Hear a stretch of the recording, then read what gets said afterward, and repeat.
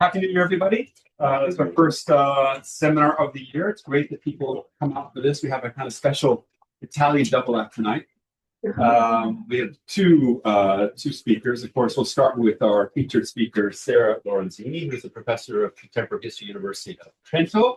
She has her degrees from University of Florence, and then did her MSc at LSE, and then finished her DPhil at University of Florence. She's published a number of key books. Her first book was on Jews in East Germany. She did a second book on triangular relationship between East Germany, West Germany, and Africa.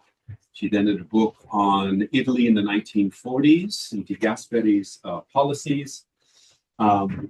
She then wrote a book on the kind of general history of the Cold War, and probably most famously to people in this room, she then wrote a book on global developments of Cold War history, which was published in 2019 and in English, and it's kind of widely cited as a key book in the history of development. And she's going to speak about her new project on kind of female leadership and international development. So we'll hear about that, and then it'll be followed by Federica. Genovese doesn't need any introduction to people in this room. She joined the ESC back in 2024. She's a DPIR. She's a specialist on international politics and comparative political economy. And her latest book was a book on weak states and global climate negotiation. She's also, of course, a specialist on environmental politics and the EU. So we'll start with Sara, 45 minutes or so, and then we'll have a comment that Federica, and then let's open up to the floor. Okay, welcome, both of you. Yes. Thank you very much for having me today. Let me try out this because I always mess up when I want to check whether it actually works, and it doesn't. So Over here, Sara should Point to you. no, it doesn't work. But perhaps I can tell you. There's not many slides. I don't know. I don't know. Is it on? Yes. You should see the dot that you got. Oh, it doesn't work. I showed you a good presentation. Yeah, sorry, but I know that these things are always have technical issues. But yeah, let's. Oh, you got it. Of course, you got there. Oh, okay. Cool. Is it okay now? Yeah, apparently, yes. Okay. Yes, excellent. Thank you so much. Thank you for having me today. And my talk is about my current project on the intellectual history of sustainable development, a concept that is crucial in international politics today. You're surely familiar with, and this was a slide, the sustainable development goals, the 17 sustainable development goals in the UN Agenda 2030 with the 169 targets and thousands of actions that in 2015 became the universal blueprint for development, the last utopia of universalist global governance, to use Adam Flu's expression to describe sustainable development goals that, according to some, are doomed to fail miserably, and probably they are. See, international disorder today entraps politics and really by real logic that has entered international politics. But still, I keep doing intellectual history of sustainable development, and I will go back to the origins of sustainable development. And my project is actually a collective biography of female leaders, so thinkers and politicians that have invented sustainable development and have made of sustainable development a fundamental pillar of their leadership and of their engagement for a new, more just and more ethical international order, as they said. And in this slide, you have the four women that are the protagonists of my book, starting with perhaps it points to at the point. Yeah, okay. Well, yes, that one. as the influential British journalist and economist Barbara Ward, and to her, sustainable development was a Keynesian plan for a new international order based on the precedent of the Marshall Plan. Then the second is this one is Gro Brundtland, the Norwegian Prime Minister and head of the World Commission for Environmental Development, and to her, sustainable development was a project for social democracy with Nordic traits. And then the other woman I deal with is the Kenyan Nobel Peace Prize and founder of the Green Belt movement, Wangari Maathai. To her, sustainable development was a concept for the Global South, an anti-colonial and eco-feminist project. And the last of my four personalities, of my four protagonists of the story of this history, intellectual history of sustainable development, is Angela Merkel. You see in a picture that dates about the origins, right? In 1995, the moment where she actually got involved with environmental issues and became a kind of an environmentalist.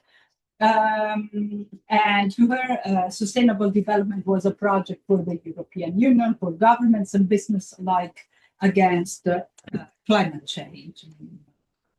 But today I'm not going to talk really much about climate change. This probably will be more in the comments. I will because I will focus on the two pioneers of the concept of sustainable development. The first two of these politicians and intellectuals, and one intellectual and the other politician, Barbara Ward and Gro Brundtland, and their vision around sustainability. And my argument today, and actually in the book, is that sustainable development as a concept was invented by women, by female intellectuals and policymakers who were keen on accommodating differences and reaching compromise solutions as a fundamental feature of their policy making. And one of the things that I would like to say right away, but I'm not going to spend much time on this today, perhaps we can keep it for the Q&A in case, is that it's actually frankly disconcerting that the existing literature on sustainable development and on the history of sustainable development barely mentions the two inventors of the concept, right? Thinking, for example, Jeremy Caradonna, the author of a couple of books on the history of sustainable development, including the Routledge Handbook on Sustainable Development, for example. Well, he doesn't mention Ward, and he barely mentioned Brundtland, even though Brundtland is the author of Our Common Future, also called the Brundtland Report, right? As if, the report didn't contain any of her ideas and was really the product of her action. But the same can be said, even from the same happens in other books that are kind of more fully fledged histories of the concept and of the early years of the sustainability, like Iris Barley's work or Stephen Masekura, and even kind of excellent historians hardly deal with the real protagonists, the real inventors of the concept. The argument that I want to make today here at the European Center and with a public and with an audience that actually is interested in Europe is that both Ward and Brundtland saw in Europe, in the European Community, Ward, and in the European Union, Brundtland, the key actor, the only actor really able to promote a new global order with solidarity and the care for the planet at its core. And they spoke of this duty, of this special European responsibility as a new civilizing mission, going back clearly and explicitly to a very colonial terminology. we will see that later.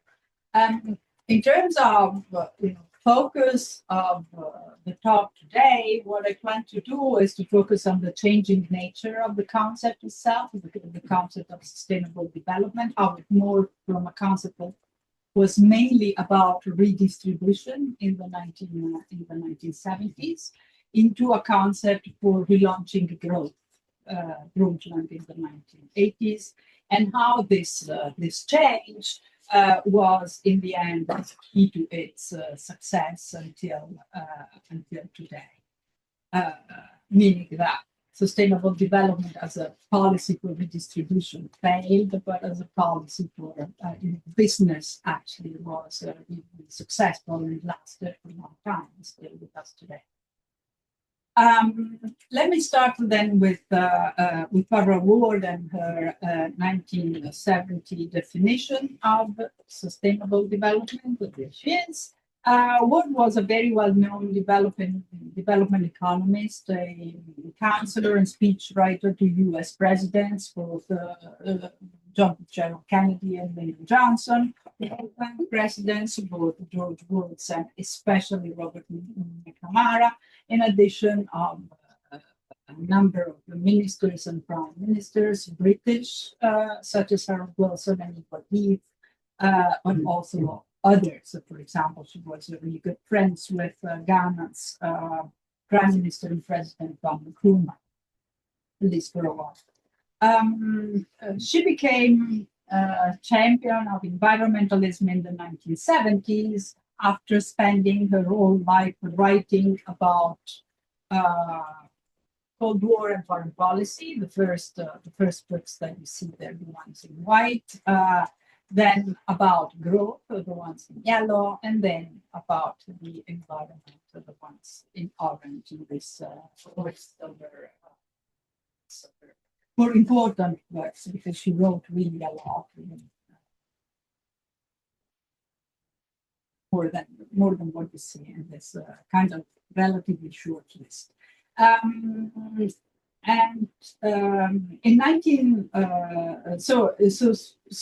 the 1970s, she became a champion of environmentalism, and because in 1973 she founded and directed the IIED. You see the logo there under the picture, the International Institute for Environment and Development, a think tank that exists even today and is very well known still today, that popularized relentlessly her vision of sustainable development ever since its birth. And throughout the decade, Barbara Ward was behind a whole series of UN conferences on global issues involving the environment. She spoke of planetary housekeeping to describe these conferences. So the UN conference, the Conference on the Human Environment in Stockholm, 1972. The picture that we saw earlier is her speaking at the conference, of the first global environmental conference, in fact.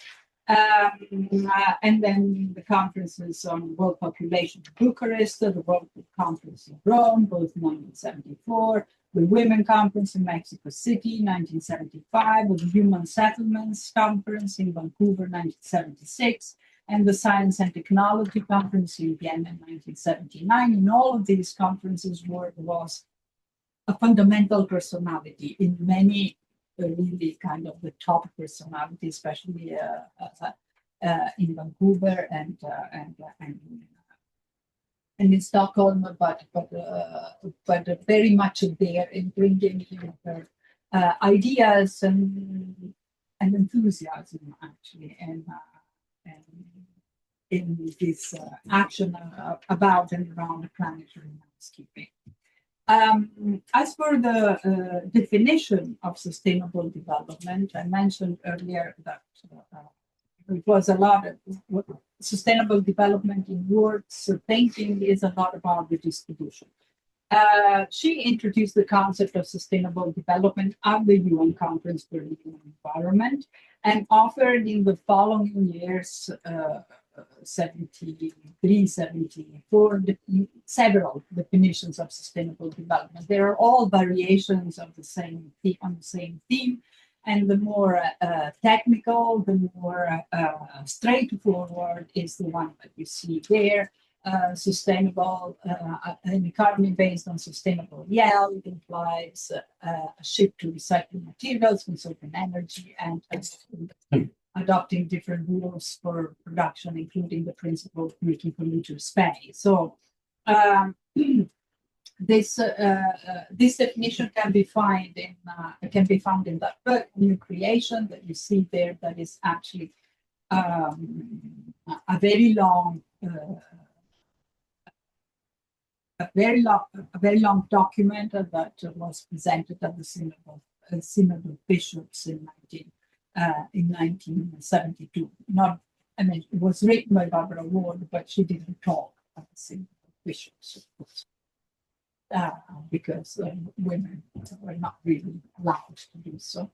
I'm still loving all that. Sustainable development represented a compromise between the protection of the environment, supposedly the priority of the rich north, and the promotion of development of the priority of the poor south, in the spirit of the consensus typical of the UN system, which were incarnates throughout the 1970s.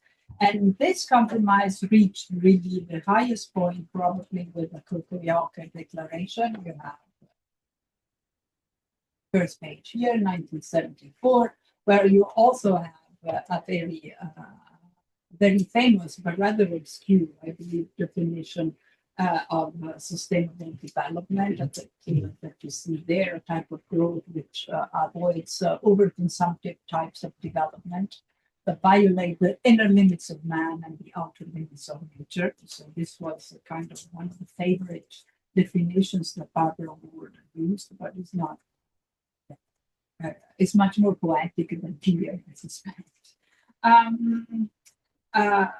So despite not endorsing the infamous, as you would say, report of the Club of Rome on the limits to growth, and the views of the doomers with their zero growth theories, Ward questioned the main tenets of the urbanization theory, so that she had championed for all her life until the 1970s in the previous decades.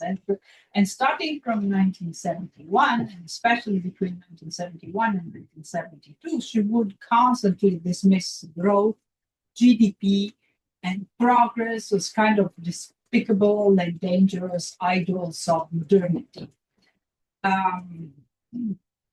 He wrote, and this is a kind of a quote from The New Creation. The book I was showing you, the cover was in the previous slide, I was telling you about earlier. And she wrote the principle according to which material growth is unlimited was an unrealistic belief.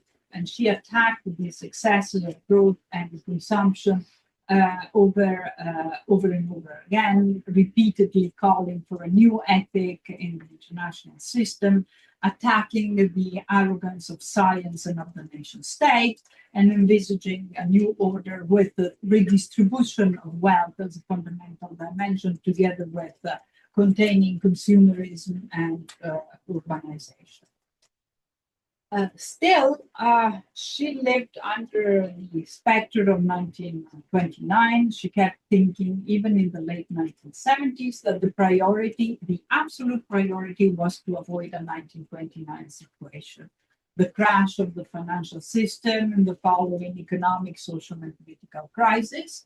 And this was the reason why she thought the Keynesian recipes were still crucial to save the world. So she did not suggest no growth or degrowth as a global policy. But what she had in mind was planning redistribution to contain the growing imbalance and the widening gap was the expression that she used over and over again. She was the one who made it famous in the famous 1972. But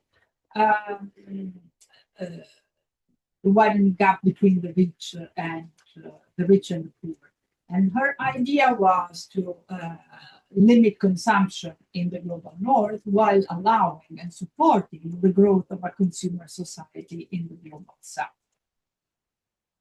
As tools to avert the environmental crisis, she thought the world would need to convert to solar energy, eliminate cars, and move to recycling. These were the three main policies that she had in mind.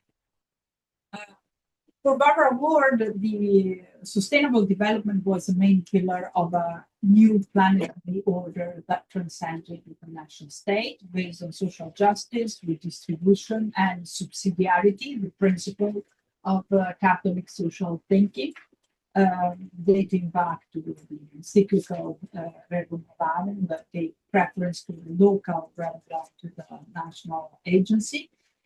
And as a devout Catholic, she initially tried to persuade the Vatican to make of environmentalism a fundamental mission of the Church through the Pontifical Commission, Justice and Peace, of which she was a member.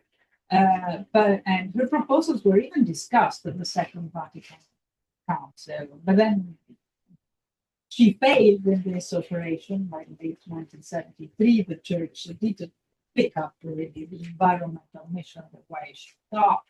And so she turned to the United Nations as a proper setting to rediscuss the international order and to build this new planetary order. Again, she soon became uncomfortable with some radicalism that she perceived that there was visible in the UN, the UNCTAD-like attitude, and she preferred the World Bank under McNamara, so, the main agency to rebuild the world. In her new planetary order, the Cold War did not play any role. And it's quite remarkable because, again, in the 1940s, 50s, and 50s, Ward had been kind of the champion, like a kind of a typical Cold Warrior, right? In her rhetoric, a kind of a champion of the US-led Western alliance, and exhibited over and over again marked anti-communism and marked anti-Soviet attitude.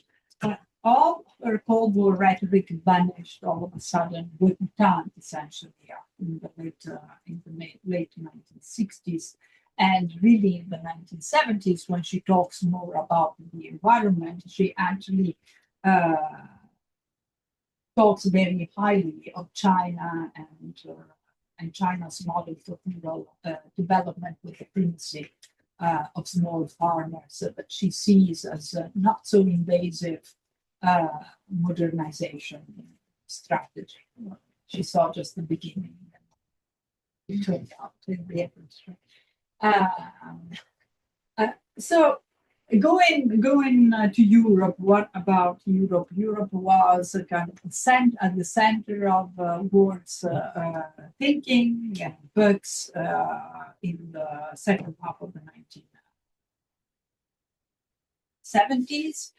And Europe actually was key to Barbara Ward's visions for the future from the very beginning. I was actually surprised when starting working on Ward to discover how much she was a convinced Europeanist.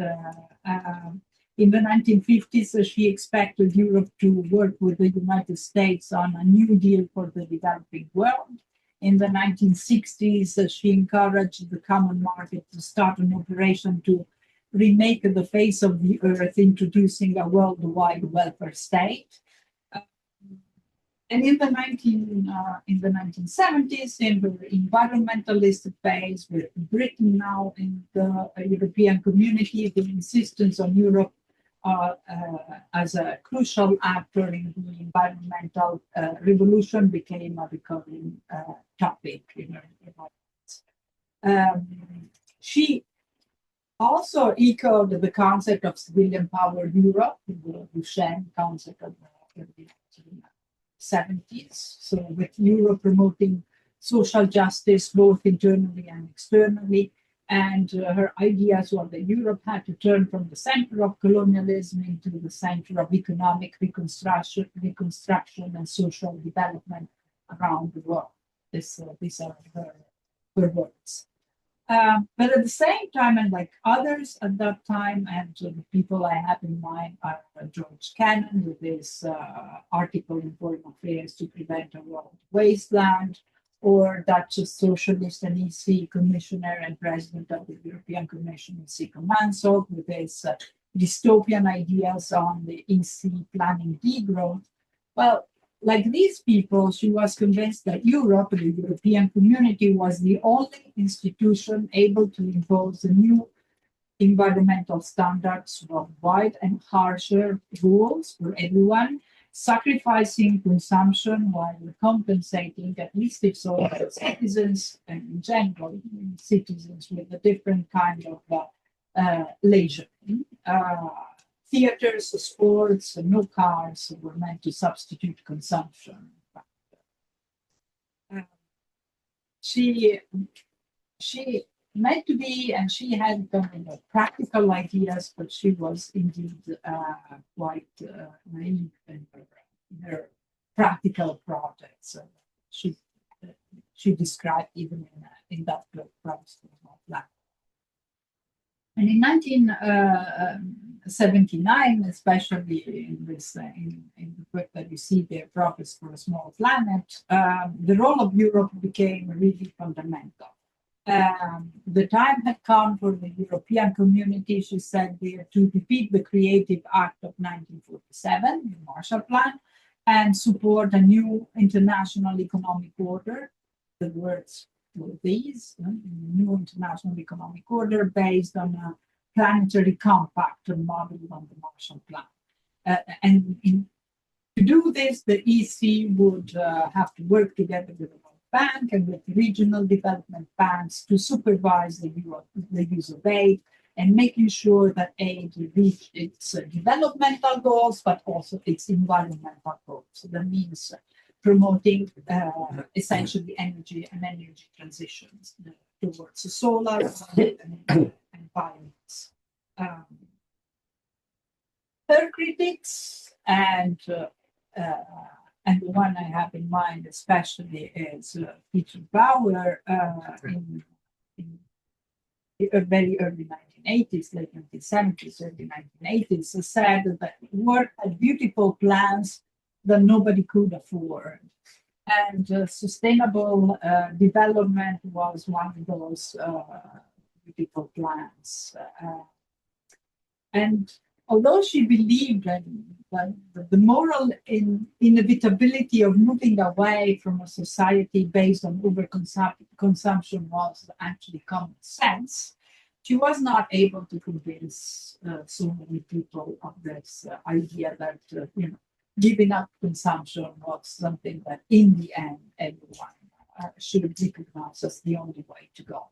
And in fact, we're still there, and still not in a situation when this common sense is really something that is apparent to many people even today. Historiography has described the years between 1974 and the whole 1990, let's say, the whole late 1970s, 1980s, as a sort of eclipse of environmentalism. Lately, Glenda Zluga, for example, in her piece on internationalism, Britain for Past and Present, discusses parable of environmentalism in this way. But I believe that this is not really accurate, because it is true that in the 1970s, environmentalists and Ward would be one of them, had disheartening experiences and were not able to make a sustainable development and operational strategy. But they kept cultivating ideas and plans, and I believe that they were kind of planting the seeds of more successful concepts of sustainability that will enter center stage later. And I also believe that Roald Brundtland is the one who actually harvested a little bit the results of this long period of groundwork of environmentalists like Ward in the late 1970s and early 1980s. Although she was barely aware of the fact that many of the ideas that she employed then in her work on sustainable development were originally coming from Ward and her network. She, in any case, was the one who was really able to adapt the notion of sustainable development to the new era, the new liberal era, and bring the idea into the mainstream, where it stayed actually for quite a long time. You see in the slide the picture of Roland Brundtland at the time of publication of the report of the Brundtland Commission, the World Commission on Environment and Development. This is the kind of a map of the continents and the picture of the personalities that were members of the Brundtland Commission, World Commission on Environment and Development. And she became the president of that commission allegedly because she was the only minister of the environment who managed to become prime minister. Contrary to Ward, she had been an environmentalist since very early on in her political career, even though she preferred to define herself as the leader of Nordic social democracy. She was a medical doctor, so she trusted science and technology, contrary to Ward. And as a national leader with responsibility in politics, she had a very high dose of realism. She was not at all a visionary, and she never talked about visions like Ward normally did, but rather about projects and plans. Her definition of sustainable development, I suspect, this is the Brundtland report, Our Common Future, that was published in 1987, and the definition that you see there, and I believe you're all familiar with this because it's the one that we're using even today, development that meets the needs of the present without compromising the ability of future generations. And for some, it was a watered-down formula that shifted the attention away from the real but contentious issues that was a redistribution in favor of the global South. For others, though, the Brundtland report that contained the definition was shocking because it called for a new era of economic growth, the upside down the dogmas of the 1970s. So these were, for example, the words of the Secretary General Commonwealth, Sonny Brownfeld, who was also a member of the Commission when he announced the report in 1987. What about growth? I mentioned earlier that Ward was kind of skeptical about growth, and after being a champion of growth, she changed her mind. Brundtland and the commission that worked with her, she led, was in fact very clear about the fact that economic growth was needed. We need a revival of economic growth. Was one of the points that they made. And when I interviewed Brundtland last April last year, and the first thing that she told me is when we had the commission, when we started working, we said immediately it was clear we need to reverse this trend. We need to we need economic growth. We need to start from here. Economic growth is the way that is where we need to start. So sustainable development was a project for growth in explicit opposition to the zero growth theories and their supporters. So the most famous in the 1980s was Lorenzini, for example. And Brundtland, when popularizing the report of the World Commission on Environment and Development, returned to this point almost obsessively. You see here in this slide a series of quotes from her talks when she was kind of popularizing the work of the Commission. The main idea was that economic growth was a necessity because it was the precondition for investments in innovative technology, and technology in turn was crucial to limit environmental damages and solve environmental problems. Science and technology were key allies that would help merging economic necessities with ecology. And Brundtland's optimism was totally in line with the neoliberal way and was based on her fundamental trust in science. Sustainable development was also meant to build a new order after the end of the Cold War, and Brundtland was explicit about this. So she envisaged a new multilateralism where the scientific community and non-governmental organizations, including trade unions and the business community, could help governments to make better informed choices. I mean, the environment had been understood as a kind of a new avenue for East-West dialogue, even earlier on in the 1970s. But then, after 1985, when cooperation with Gorbachev's USSR became policy everywhere in the West, really, this became even more crucial. And despite the 1986 accident, the Chernobyl accident. In Brundtland papers, I've got to say, and also in her memoirs, it's quite striking how little the Cold War is mentioned, even if she was prime minister and had to deal with a lot of Cold War decisions. NATO strategy, double track decision. Even in this case, even about this, she didn't talk that much in her memories and in her archives. You don't find so a lot of documents about that and mention the Cold War explicitly. And instead, what was important to her and what you find a lot is that sustainable development to Brundtland was a way to globalize the social democracy.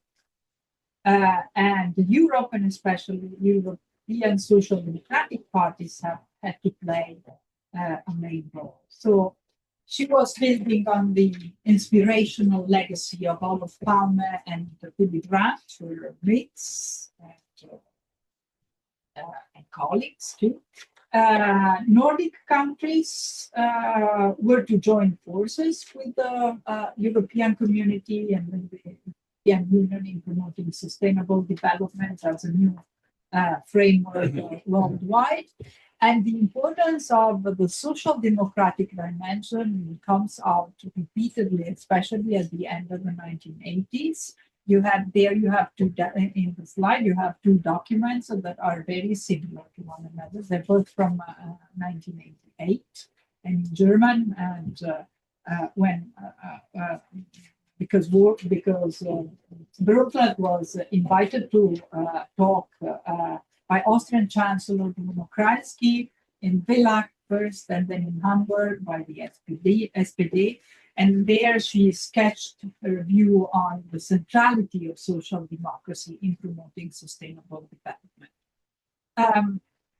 And essentially, 1988, 1989, and 1990, what she kept repeating at the end of the Cold War was that the work of the World Commission on Environment and Development, the work of the Brundtland Commission, was a social democratic operation, and that all members of the Commission, irrespective of their political status, they were not all social democrats, right?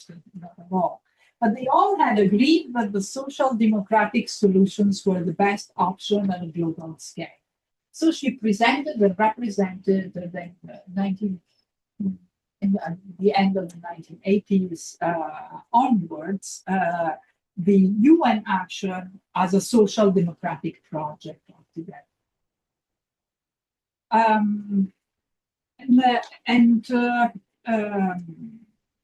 And another important point, I believe, in Brundtland's view about the European dimension of sustainability is that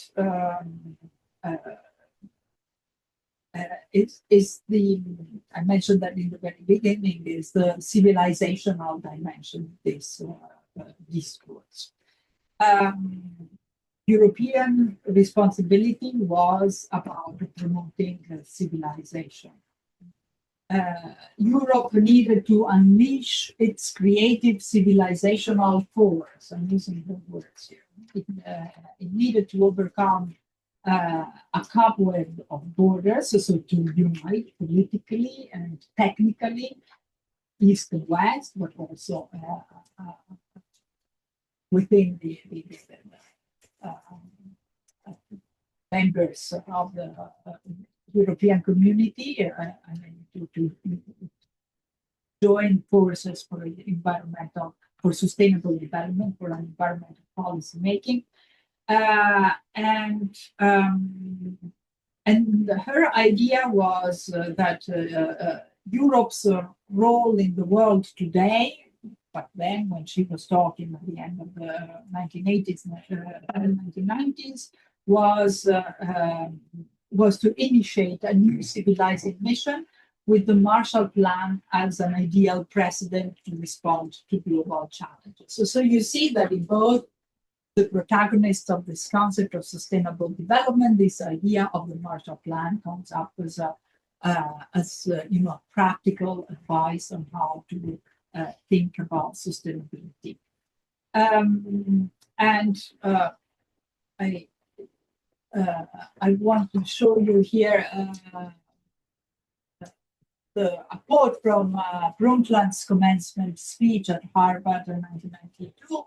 She was invited by Al Gore, and there you find one of the many quotes about the fact that Europe had to take a giant leap forward in upgrading civilization. This was something that she kept saying very often. Upgrading civilization sounds horrible to that, right? But so the day will come, she said in 1992, when people look back on your generation, she was talking to the students, and say, faced with the challenge, they managed to upgrade human civilization. Unfortunately, I believe I'm that generation, and I doubt that we can upgrade human civilization. Sorry to say. With this civilizational discourse in mind, and I'm heading, I think, I don't know times, but I think I'm heading to more or less to the conclusions. With this civilizational discourse in mind, it does not come as a surprise that sustainable development was immediately attacked in the 1990s as a hypocritical colonial operation. Julius Nyerere, for instance, was one of the very critical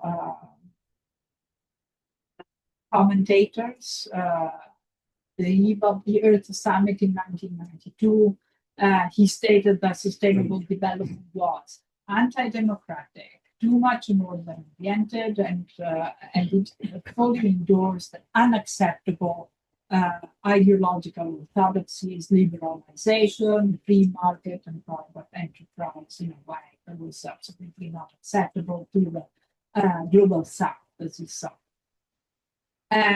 So even though it was born as a way to kind of remake the world order on the basis of a new kind of North-South cooperation, sustainable development came to be branded immediately as a kind of a vanity project of global elites.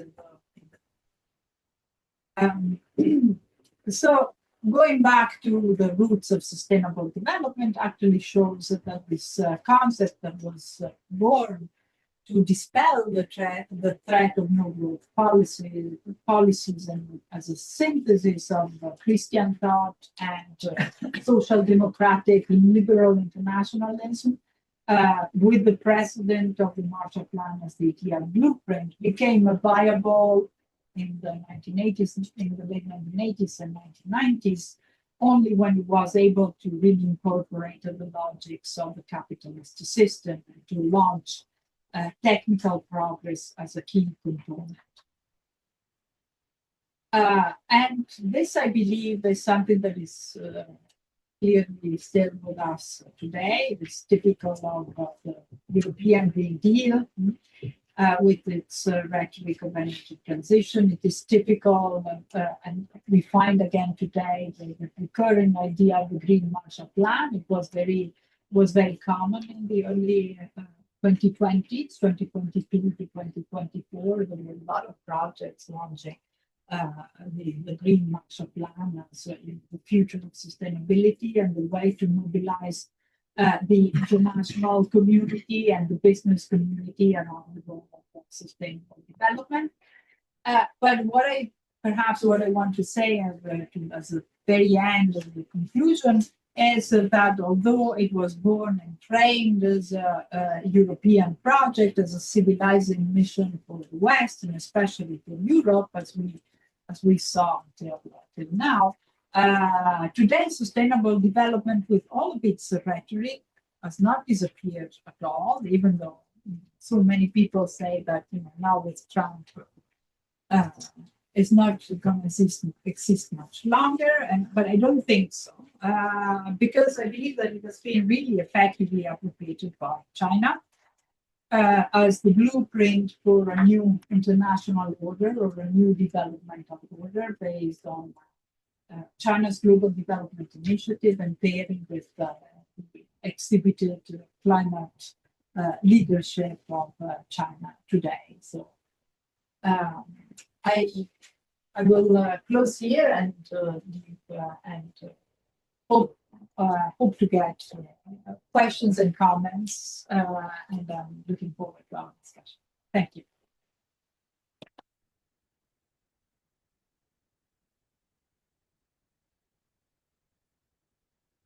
I enjoy this a lot. I'm neither a historian nor somebody that spent a lot of years in the 20th century. So I will be taking this from the perspective of somebody that works on the politics of the environment.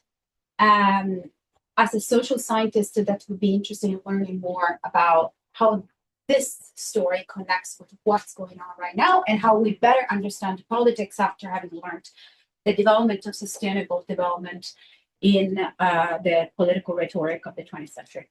So I think this is a wonderful way in which we take an issue, sustainability, and the marriage between economic growth and sustainability, which is what sustainable development as a concept was meant to do. And we study how through this policy, we learn anything about gender in politics and how we learn anything about institution building at the international level. And I think that's great because essentially you're going through so many levels, of nuance. We are telling, a story that is about people. So there is a sociological element to your narrative. But there is also a very macro level to all of this, which is about geopolitics and international institutions. And I guess my question, just flipping this, I think I'm very intrigued by this, but I flipping this, my question is to what extent this project, this book, how much of this book is about gender in politics and gender, and how much of this is actually about global public good provision and geopolitics, and how that affects international relations.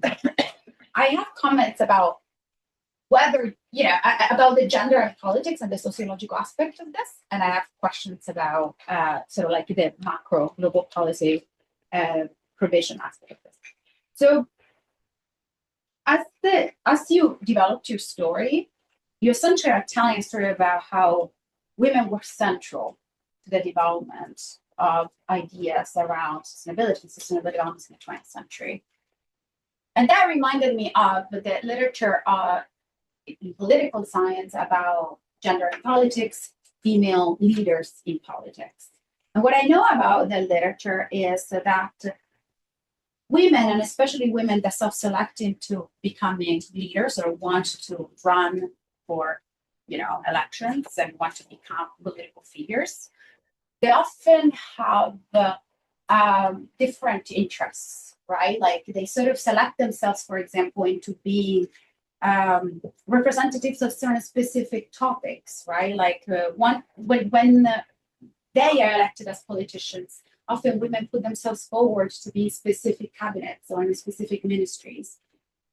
So I want to know a little bit more about whether that was part of the story, whether some of these women sort of saw in sort of like sustainability, the environment, a way to actually get ahead in their careers, but also generally within the public and the visibility of public politics. Or whether this is really more about the story of a policy area being innately more in the interest, in the portfolio of what women in politics care about. We kind of know that women tend to care more about environmental public goods and environmental protection. So it was just the case that more women were creating more space to begin with, and there was more expertise in developing ideas around that space. I don't think I know yet from your story whether these women strategically went into these spaces and they just saw they saw that this was going to be a way for them, a trampoline essentially for their political persona, or whether actually there was something different that brought these women to be in the spotlight. And this I think is important as we want to know whether this agenda is more likely to be pushed forward by female voices going forward or not, whether there's something intrinsic about the intersection between gender and environmental public provision, or whether this was just a strategic area where some sharp crafted women were able to just to get the competitive advantage. I don't know to what extent. I'm sure you did talk about men in the side, and I don't think we need to write another book about youth. But I do again think about this systematically as a research design. I would want to know what men would have done if they had been, if this issue, for example, had been more salient for a longer period of time after the Second World War. Would men have entered more quickly into this area? And I wonder if you can speak to that.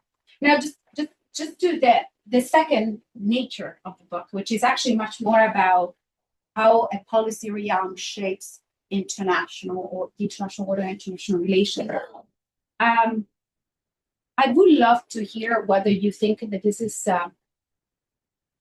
well, there's something intrinsically interesting or special, particularly special about environment and sustainable development here, green growth, that allowed for that connection from the micro level, from domestic politics to the international politics. I think that this is something that people in my corner of environmental politics and climate politics ask themselves all the time. Is there something special about environmental politics that is able to really connect stories, smaller constituencies, localities, lived experiences at the very local level to the international level, or whether you think that this was just something that came with the times, right? Like after the post-war, after the Second World War, we enter in this moment in which we are all becoming post-materials, more or less, human rights, as we never discussed them before.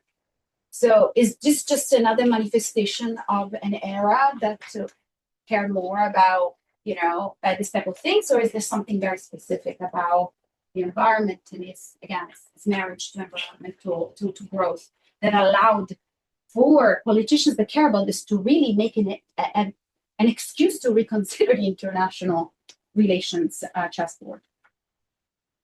And then, and this is a very annoying comment, how important is the moment, the context? So a lot about your story, I mean, I appreciate that you didn't go through all the four protagonists, and some really had more leverage later, right? Like Merkel and Matai more like in the 80s, 90s. But like the story that you've told us today, a lot of the action is in the 1970s. And the 1970s were an incredibly tumultuous time for energy and environmental politics. That's really when the first green parties around Europe started, popping up. This is huge energy turmoil situation with the weaponization of oil prices, which actually allowed for a window of opportunity to start talking seriously about environmental politics. The Yom Kippur War, like everything was happening around between 1972 and 1974. And while obviously your story is really more about Europe and the connection on how, by Europe taking over sustainable development as a central issue, Europe can become more of a global player and shape the world. I am curious to what extent this story only holds because we are in an era of, I appreciate that it's Cold War, but already in the mid-70s, we kind of knew that the US was very much ahead in the Cold War. And so there are some scope conditions to the fact that this is an era in which we have a hegemon that is very much democratic at this point in time, right? Like that it at least there is some belief that there has to be some consideration of human rights. This is the time when Nixon creates the EPA and the NOAA, like the EPA and the NOAA, like what? Because you were making the connection to today, and I think that is a complete. We are in very different waters. I don't think that there is a hegemon that believes in democracy anymore today, like there was in the 70s. In many ways, we are in energy volatile moments. We are in an energy transition era like we might have been in the 70s. But the US as a democratic hegemon, I think it's gone. And I don't think, by the way, that China is a climate leader. So I think that I'm just wondering to what extent do we really need to bracket what we're learning to a period that had very specific conditions. Thank you. Yeah. Great. Thank you so much. Maybe you want to take that in a sense, the first issue about gender, and then also the relationship between, let's say, the 70s and 80s and our present moment. So those are, in a sense, the two questions. But you want to quickly address those, and then we'll just open up to everybody else. So that's okay. Yeah. Thank you. Thanks a lot. Wonderful questions. And so gender. The idea of my book is that it actually is a book about sustainable development. And it's not necessarily a book. I'm skeptical about, about the title, because if these women are there because they were the one who invented the concept, not because they are women, right? So if I had written like a Caradonna, a book about sustainable development talking about men, no one would, have made the question, why are they all just men talking about sustainable development? I believe that, of course, in my book, if I talk just about women, then the question is, why are there just women, right? But this is tells us a bit about, tells us something about the fact that we're not used to have women being the protagonists of our stories, right? And I must say that of these women, well, not all of them are feminists. So, and not all of them are actually involved with, promoting the role of women. Or see themselves as what Brundtland is of the two I've been talking about today, but more specifically now. That she, when she's asked about that, she says, "But no, this is not. Men or women. They have value for what they can do, not because they are men or they are women." So she's really not feminist, even though, of course, she was aware of the fact that she wanted, she worked a lot to have herself a voice. But she was very happy to work, not from the stage. So it was as a speech writer instead of go on stage doing politics per se. So I think that the question is. Was the environment, an opportunity for them, was the way they devised to enter into politics? I don't think so, but I think that it happened that, there were not so many men who would compete for that kind of area. So, and this, absolutely, I believe that this is the case. So that it's so very typical that, as you rightly said, that women get the Ministry of Gender Parity, Education, and environment, like Merkel's first ministry was exactly about youth and environment, right? So even though she wasn't at all interested in environmental things, and throughout her time in the very beginning as a minister for the environment, she was sort of criticized harshly. So then I think that is probably more of a structural thing that let's a woman can take this up because it's less important, and so men have got more important things to do, like with economics and stuff. So I think that there is something. And as for today and the moment, the environmental moment, right? And is it typical of an era, this opening about environmental politics? I think that, well, what I try to do even during the talk is to say that that it is true that the 1970s, a time of crisis, a time of polycrisis, as the term is used today and has been used to describe the 1970s, is indeed a moment, a special moment. But I think that you said, well, now we're not in a democratic moment any longer. So back in the 1970s, we had a polycrisis, but with a democratic power. Now we have a polycrisis without a democratic power, right? I think that more or less the reason is that. So can we? Are there openings for sustainability today as they existed back in the 70s? I think that in times of crisis there are openings, and I think that sustainable development is not going to disappear because of the fact that there's no democratic. It will become an instrument of hegemony, of even. But will it be called sustainable? That's the question, right? The Chinese call it sustainable.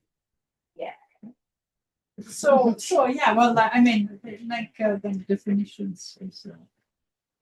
We'll see. I think that they kind of want to appropriate, the ethics of it. Right. I guess like my So- question is ultimately what.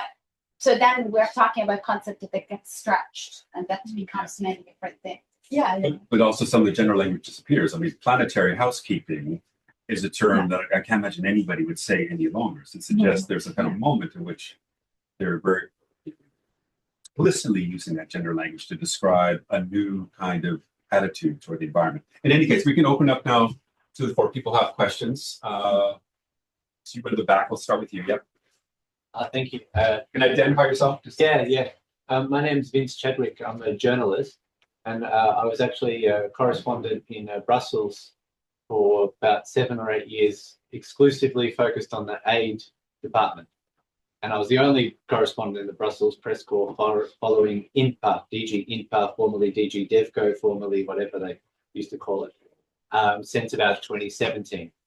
And so this is really the session I've been dreaming to attend for 10 years, sitting in Brussels. So thank you for your book session. I sometimes, for fun, would go back and read the old OECD DAC reviews of EU community aid policy.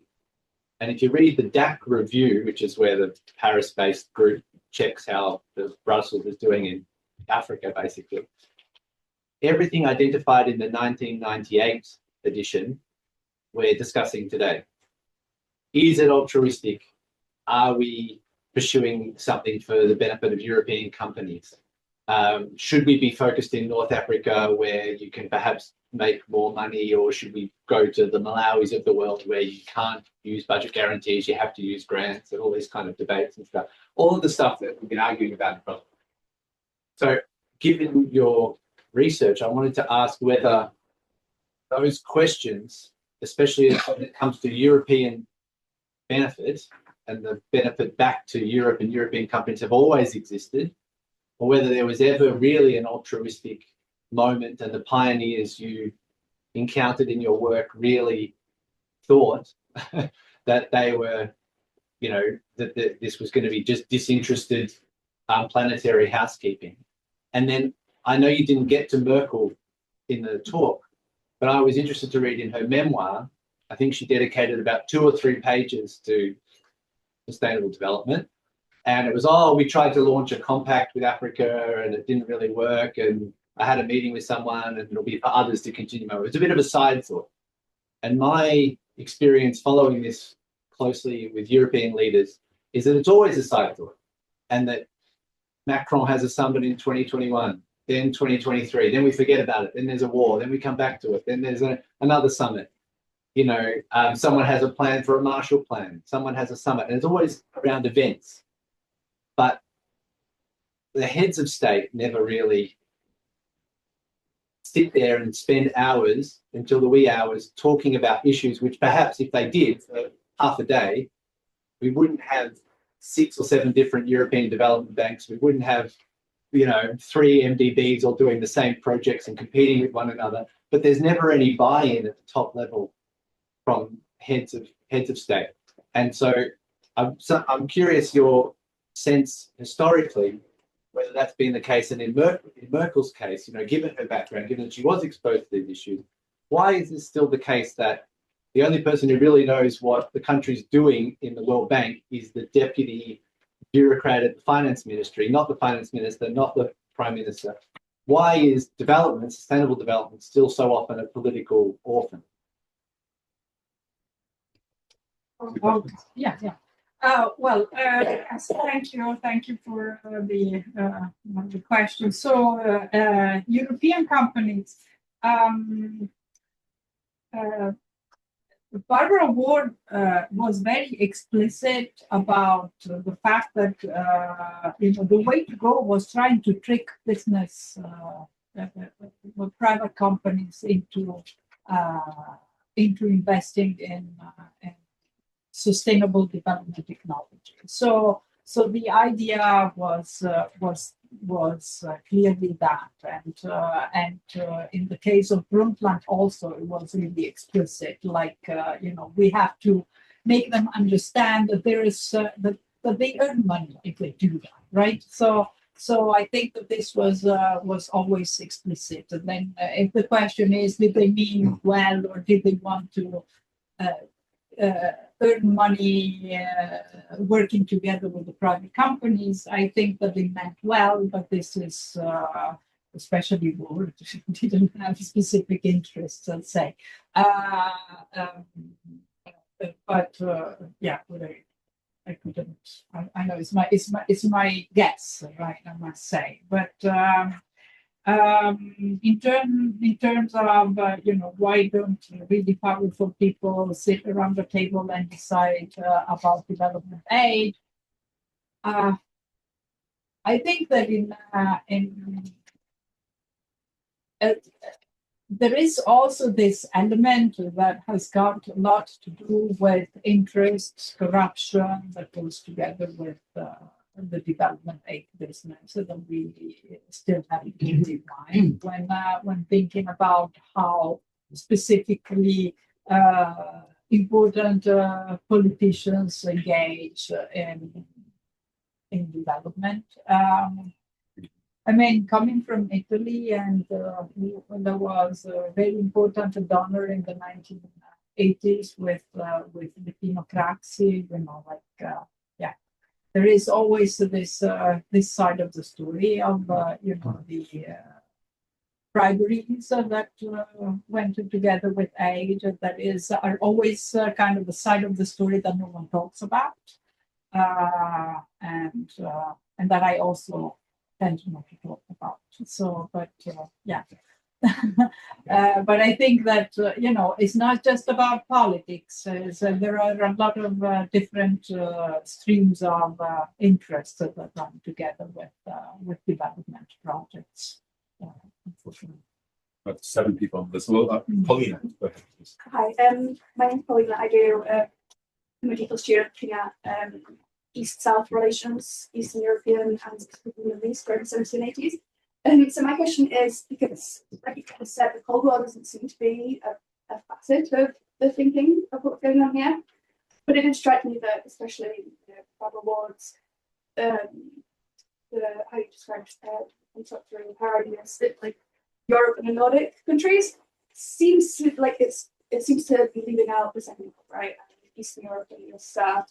And I think particularly given that this is like the appropriation of the new national economic order as a label for this by the war in 79, after like that being the project after the 73 oil crash, and the Second World kind of fighting against this global North, global South kind of divide in their relations with the global South. I guess my question is, what role or what kind of, how did these kind of thinking last thing for government, how did the Eastern Europe and the USA kind of respond to it? How did they fit into this idea? It seemed a very Western European first world kind of concept. So I guess, especially given the view of the Cold War as alternative visions of modernity, right, between capitalism and socialism with regards to relations with global South. So yeah, how did the socialist world kind of factor into and to react to respond? Yeah. Well, East-South relations, one of my favorite topics. But talking about the ecology and the environmental dimension of this, this was not something that was in the politics of East-South relations at all. Even there is just during just in the late 1980s, a little bit. It's about eco development, and there are streams like in Bulgaria, for example. There's a very important group there that kind of adds the impact on the environment in their aid policies, to say, and technical assistance to the global south. But this is not something that actually comes up in East to South relations. They had different ideas on technology. They kind of had also this rhetoric that was also quite typical of European community aid. You know, like let's not offer too advanced technology. Let's adapt to the technology that they're really able to use. So and so up to a certain extent, this kind of modesty of technological advance is kind of more environmental friendly, if you want, compared to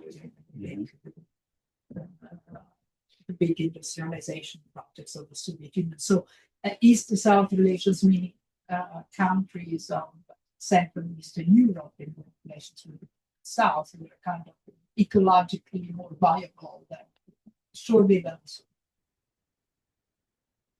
Cesare. Thank you very much, Sara.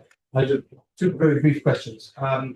First one, Cesare Vaglio, research fellow at United College. So the first one is, what is the relationship between your characters and the brand commission? You touched upon it a little bit, but I'd like to hear a bit more about it since you talked about Parliament.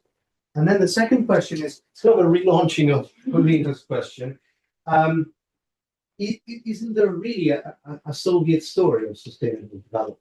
I mean, doesn't sustainable development figure in the writings of the people who set up the Yaza in Vienna, in Visciani, or remember the book that Paul mentioned in Ruin and Renewal, Civilization of the Crossroads, Richter, the coming of post-industrial society, which inspired Daniel Bell. I mean, isn't there anything regarding that exists in these writings? Yeah, that's it. Thank you very much. Was I wrong? Sorry, in the commission, wasn't there one member from the USSR? No, Yugoslavia. Yugoslavia, okay. Yeah.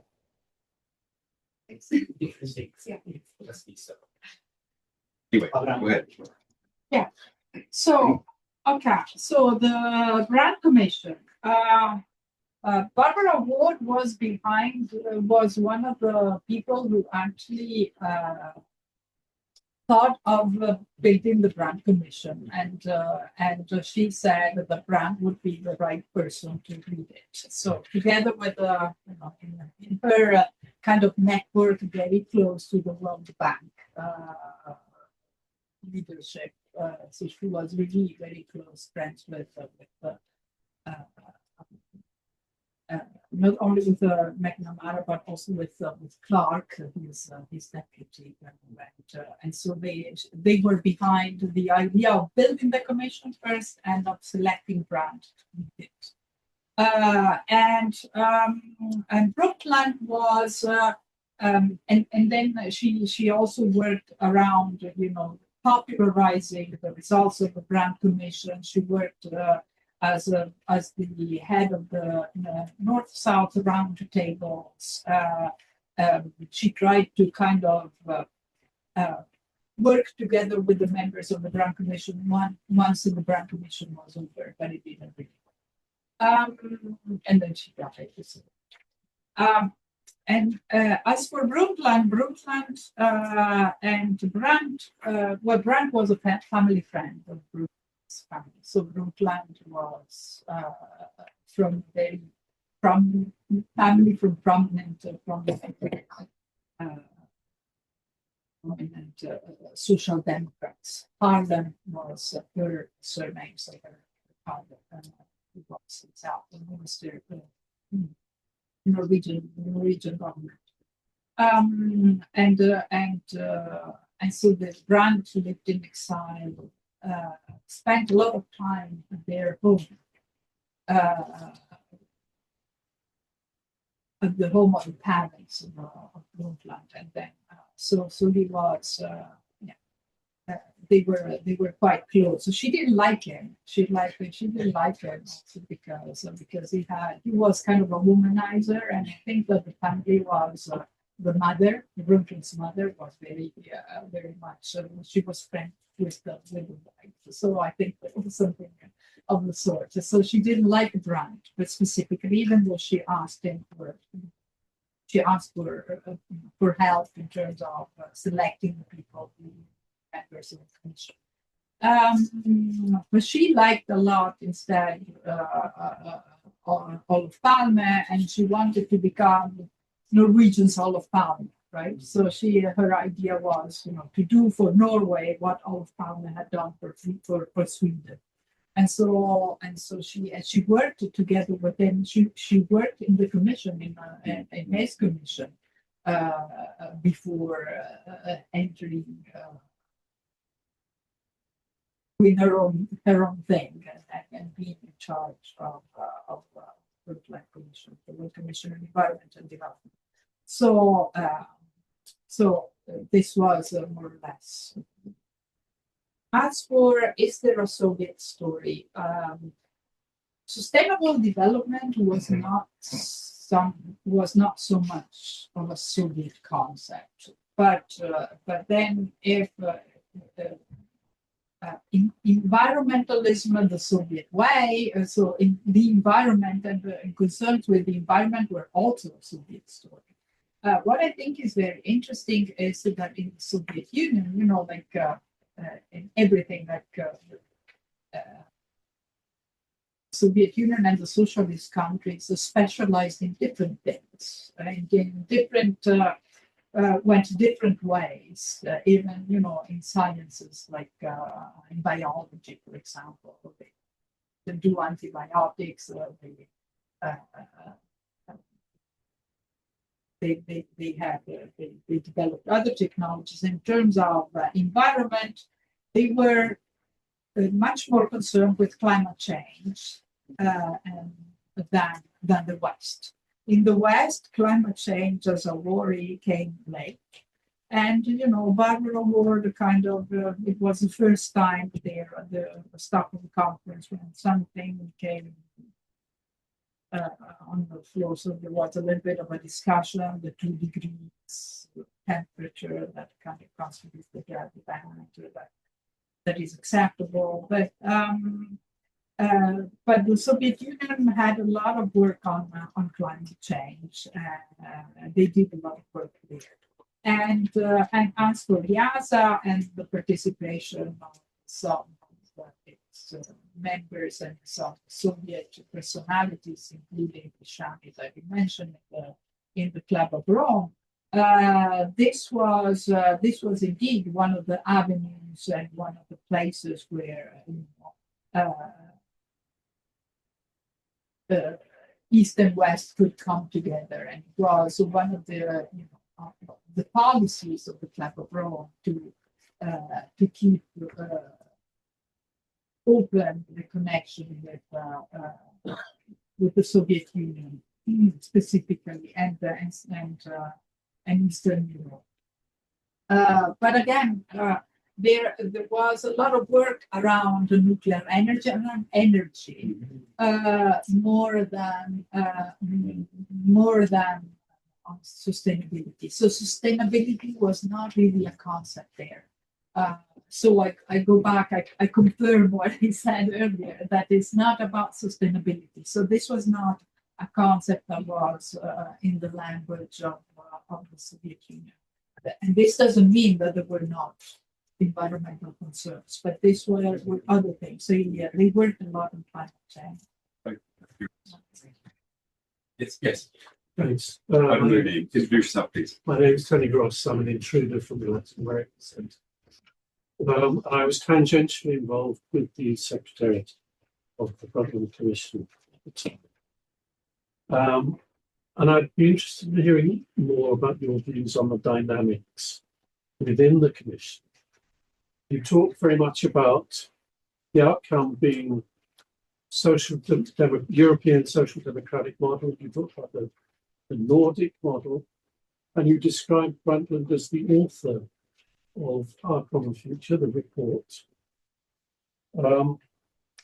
And these commissions, I think there were 20 or 22 commissions. And these reports are negotiated text. And so I'm curious as to whether you're saying that Brundtland was that all of the other commissioners, of whom there were a large number from the Global South, bought in straight away to the ideas, to the concept of sustainable development, and your view that it's a European social democratic prescription, or whether Brundtland was successful during the course of the 3 years of persuading them of this, or whether she imposed her views on the final outcome.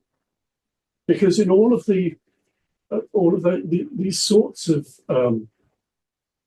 multi-authoral studies, reports that I've witnessed, there is heavy negotiation.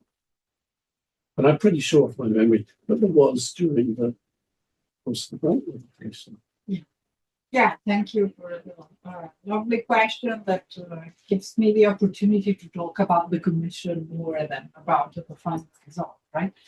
So what I wanted to say when I said that Brundtland was important is that, very often she's like, oh no, she was simply there, but she didn't decide anything. And this is not true. This is what the point that I wanted to make. So she was, for example, the one who was responsible for the decision of how the commission actually worked. Especially this the negotiation process, the choice of the members, and also the fact that this kind of travel instructor. So the fact that there were this sessions. Auditing, the different public opinion and policymakers and local authorities in many places, right? So this idea that it was not a conference that they were not like simply meeting in Geneva and that was it, right? But that it was an operation. It was about listening, kind of. Requests also from public opinion in the Global South. And talking of Latin America, especially the session in Brazil was really, really long, participated with a lot of women, for example, and discussing the issues, and a lot of discussion around Amazon and about the social dimension and the problems of agriculture and resources. So it was really, but what and you're right in saying that, of course, there were teams that were actually kind of summing up and writing the specific report. But then, one of the elements that was important is that, for example, there was Boris Strong, was a very intruding personality everywhere. And he was the one who actually thought he could have something like the Stockholm Conference, so he could have someone like writing a comprehensive report, short, readable, and it was Brundtland who said, "No, I'm a scientist and I want all the data and the specific reports on the specific topics all together." So that in the end, the Brundtland report is not a tiny book that is readable, but it's a very thick book that not so many have read in its entirety, because it's also very specific. And so it's not what I mean that she was the protagonist. It's not that I meant that she wrote it down, because actually not this not specifically, but she really supervised it all and decided that everything had got to appear in the document. And so, and yeah, that's, I don't know if I answered no. Okay, before people on the list, let's go ahead and pair them. Start with David Priestland and Martin Conway. David first. Yeah, so in a way, perhaps it's following up some of the things in the last question. It's about the relationship between social democracy and sustainable development. And you talked about, obviously, Brookland, who explicitly made that connection. And some of what Ward is talking about looks very like a sort of Gunnar type, global welfare state, sort of social democracy ideas. But obviously, and you could say the Green New Deal looks like a social democratic compromise between state and market, and the Chinese model, although not very democratic, of course, in the middle democracy sense, is also that sort of social democratic compromise. But among your other thinkers, there are clearly non-social democratic ideas. I talked about Catholic subsidiarity theories, and we see Merkel as a Christian Democrat, and I don't know much about her, but obviously I assume there are other ideas coming in there. So I suppose, you could see both social democracy and sustainable development as compromise ideologies, if you like, although they're compromises between different things, state and market and environmental sort of awareness and growth. But would you say they have, in this period at least, affinities as compromise ideologies, particularly at a time when you have neoliberals like emerging, who are associating a pure market position with an anti-environmental one? Yes, I just wanted to discuss how far this might be less of a top-down process than you described. There's a sense of you operating within quite an elite world of institutions, international conferences, or international organizations. And yet my perception of sustainable development as it breaks into more general consciousness in the 70s and 80s is about pressure groups, it's about campaigning organizations, it's about, in a very glib way, you could say post-68 rethinking of political and social models that you associate with Frontier, with Oxfam, with New Internationalists, and so on. And I mean, those people are there, but do you feel that those people have any real impact on the world you're describing, of Ward, of Brookland, and so on?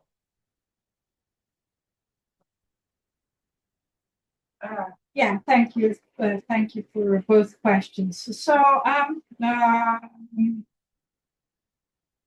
maybe I'm not sure. I don't know. I don't know. I wouldn't. I would have to think about it. Yes, I believe that that the main point is that to reach compromise, and that it's a whole mix of influence elements that are partly of social democracy, but then even social democracy, but then it's different. Is German social democracy or Italian social democratic parties are the same thing, and are they really similar to the Nordic model? I think they're not so similar, and it's about finding elements and finding commonalities that can build, something that is workable for the international, let's say. So it's I think it's a bit about trying to merge different forms of internationalism into something that goes well together with the UN system and can help it work.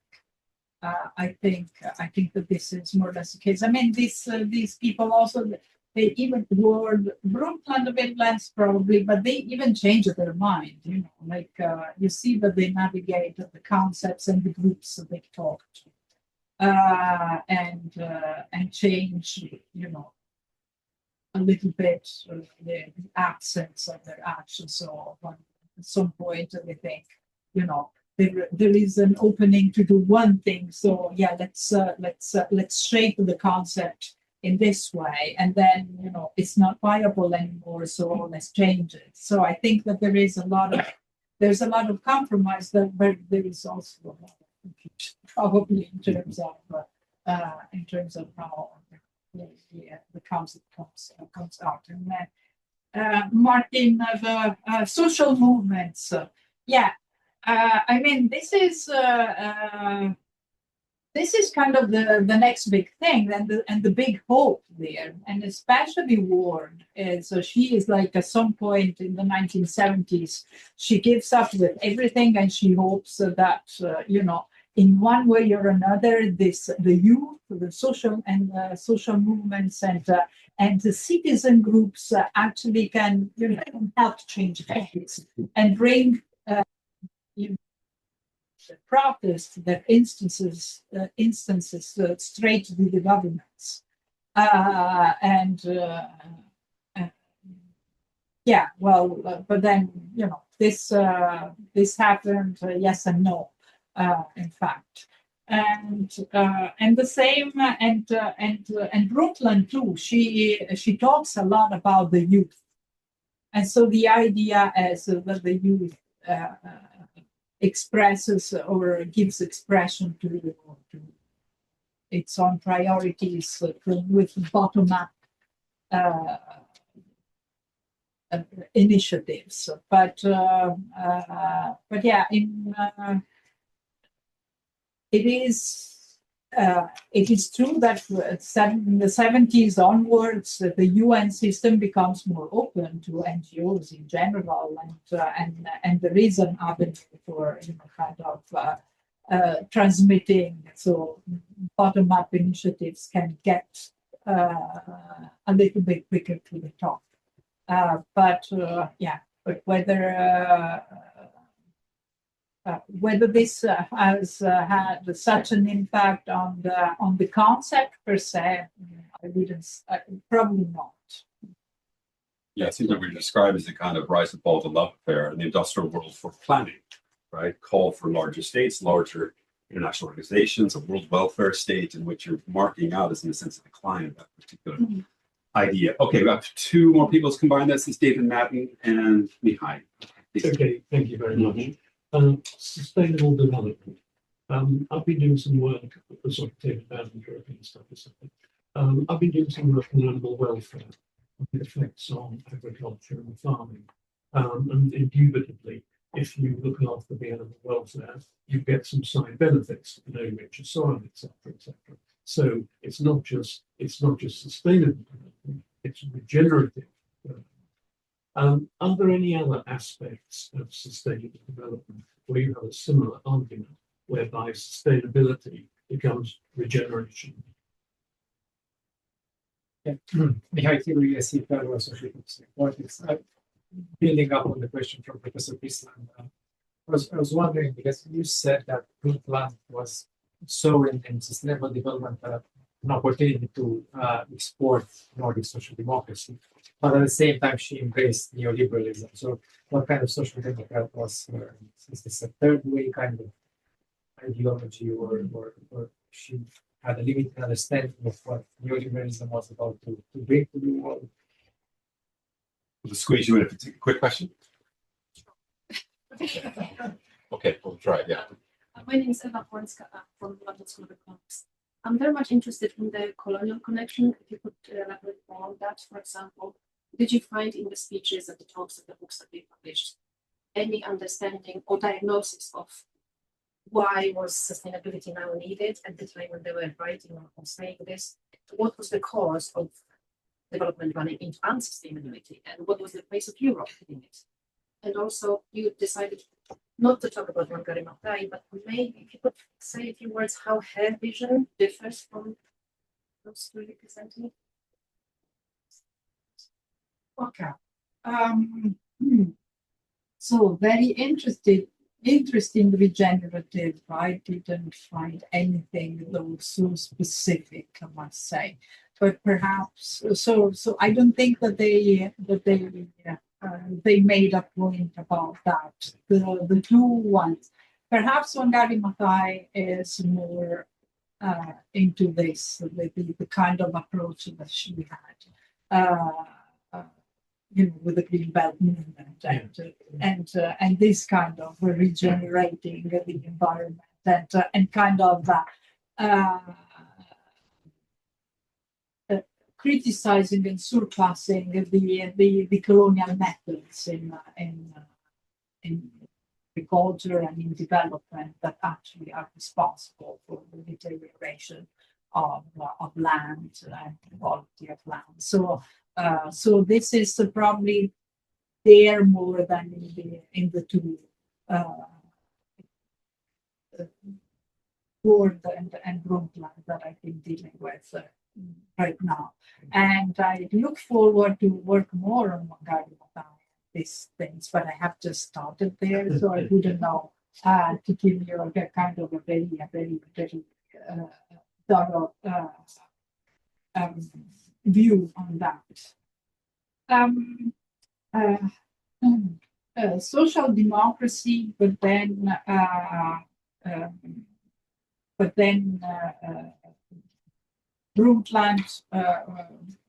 Brundtland gave in to kind of neoliberal thinking and practices.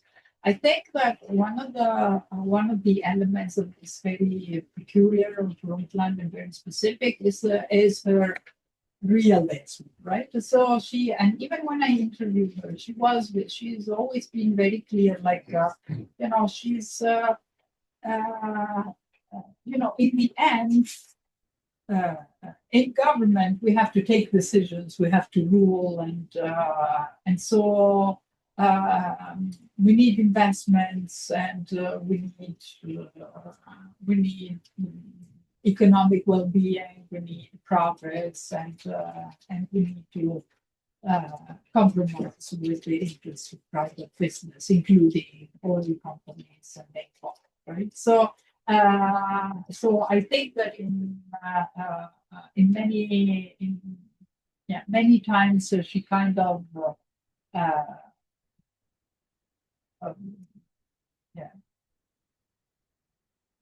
compromised even on principles up to a certain extent, in order to gain support for her line of government. And I'm talking about policy about whaling, for example, that was very much criticized. So elements that are not so transparent and clearly environmental in policy making. But again, she was always very clear. She said, "You need to compromise, right? And to try to be as good as it gets, but we can't always be that." She had this kind of thing. So yeah, so the practical policy making. Okay. So I don't. Did you want to And the colonial connection? You can talk about I don't know exactly what you mean with the colonial connection. No, So it's interesting because they were promoting a vision for the future and placing Europe and the center of it, like to civilize. You use the word civilization, civilizing vision.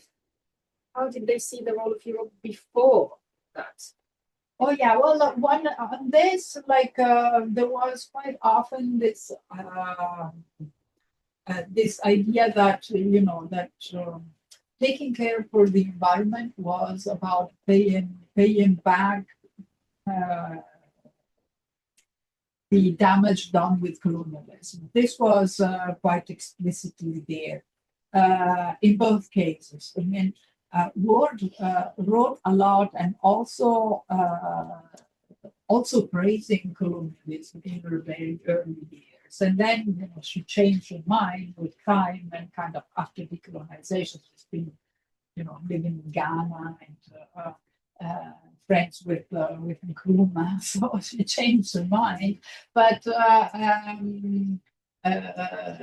about the positives of colonialism, but I believe that both kind of one thing that they had in common is that they said that Europe's responsibility is to pay back and because of the damages to the environment and the extractive activities and so on and so forth. So there was a kind of self-critique.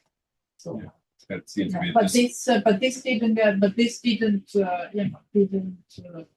well, in any case, it was quite clear that, the rhetoric of, the civilization is still there. Yeah, about this, they didn't have, weird. Well, seems to be a discourse about self-civilization, right? That Europeans need to civilize themselves before they turn outward. And Federica, do you want to come back in with anything that's been raised? Any particular comment? Okay, so I think we're going to bring this to a close. Next week, we have presentation from Ignacio Hurtado. It's going to talk about Spanish elections. But I'd like to, of course, thank Federica, most of all, Sara, for a really, really stimulating event. Thank you very much for all coming.